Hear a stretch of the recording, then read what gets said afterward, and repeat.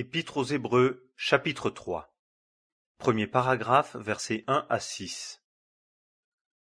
C'est pourquoi, frères saints, participant à l'appel céleste, considérez l'apôtre et le souverain sacrificateur de notre confession, Jésus, qui est fidèle à celui qui l'a établi, comme Moïse aussi l'a été dans toute sa maison.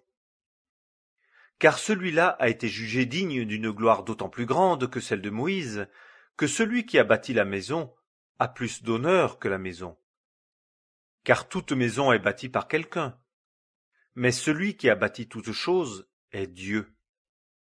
Et Moïse a bien été fidèle dans toute sa maison, comme serviteur en témoignage des choses qui devaient être dites, mais Christ, comme fils, sur sa maison.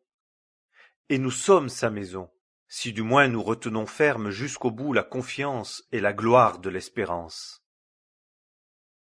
Deuxième paragraphe, versets 7 à 19. C'est pourquoi, comme dit l'Esprit Saint, aujourd'hui, si vous entendez sa voix, n'endurcissez pas vos cœurs, comme dans l'irritation au jour de la tentation dans le désert, où vos pères m'ont tenté en m'éprouvant, et ont vu mes œuvres durant 40 ans. C'est pourquoi j'ai été indigné contre cette génération, et j'ai dit, ils s'égarent toujours dans leur cœur, et ils n'ont point connu mes voies. Ainsi je jurais dans ma colère, s'ils entrent dans mon repos. Prenez garde, frères, qu'il n'y ait en quelqu'un de vous un méchant cœur d'incrédulité, en ce qu'il abandonne le Dieu vivant.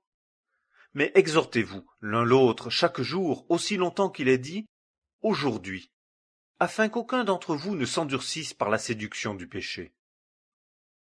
Car nous sommes devenus les compagnons du Christ, si du moins nous retenons ferme jusqu'au bout le commencement de notre assurance, selon qu'il est dit, aujourd'hui, si vous entendez sa voix, n'endurcissez pas vos cœurs comme dans l'irritation.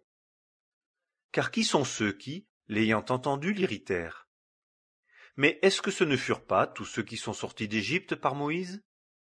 Et contre lesquels fut-il indigné durant 40 ans?